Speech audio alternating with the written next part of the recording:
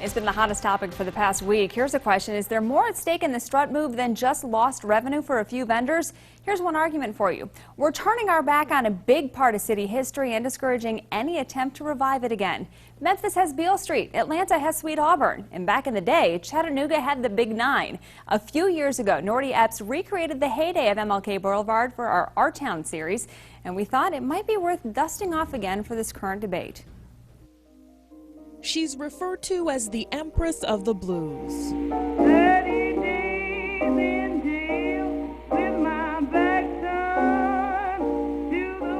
And said to be the highest paid black entertainer of her day.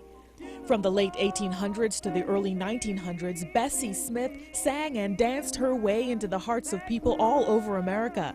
She even starred in her only film, a one-reeler based on W.C. Handy's St. Louis Blues in 1929. And she got her start on the streets of her hometown, Chattanooga. I used to go down to Liberty on Saturday night to see Bessie Smith, Ma Rainey, the Whitman sisters, Ida Cox, Ida Smith, and all those shows that came down there. There was the 300 block of East 9th Street, now Martin Luther King Boulevard, after a big battle in 1981, then the Big Nine. And they would walk up and down the street. It was like a parade. And there were clubs and dinner places along the street that they could go to. And go they did to the place to be. Radio personality at the time, Ted Bryant, lays claim to christening it with the memorable moniker. I gave it the name Big Nine in 1947. He says it was a process of elimination. And I couldn't very well call it Sweet Nine because John Dobbs in Atlanta called Auburn Avenue Sweet Auburn, so I had to get something different. So it just came into my mind, called it Big Nine because it was a big street for the blacks. Colors we were then. The Big Nine was the center of the city's black commerce, religion, and entertainment in the 1900s. Block after block showcased the talent, ingenuity, and perseverance of Chattanooga's African Americans. I can remember along East 9th Street when there were businesses, all kinds of businesses up and down the street. There were five and dime stores, there were fish markets, there were shoe shine parlors, and people on Saturday and Sunday came here from Birmingham and Atlanta, and the buses would be lined up and down the street.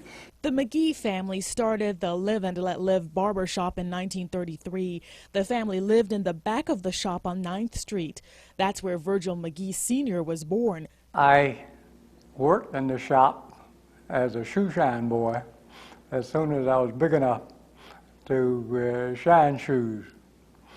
So I became a member of the staff at a very early age. Then the area began to go downhill. The decline spurred, many say, by an otherwise positive development. I think integration hurt black businesses.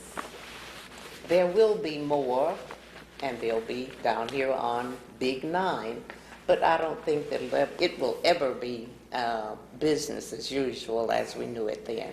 Over the years, different groups have pushed for redevelopment of the Big Nine. Today, the street is returning to its former glory as UTC injects new life into it. It's the way Bessie Smith would have liked it. The talented blues singer died after a car crash on September 26th of 1937. But like 9th Street, her memory lives on today. That was Nordia Epps going back 5 years in the archives. Now, the Bessie Smith Strut was originally created to bring black and white Chattanoogans together over music and food. And for 30 years, it worked. But the question now is whether that mission will survive the move to the river. We're going to be back in a minute.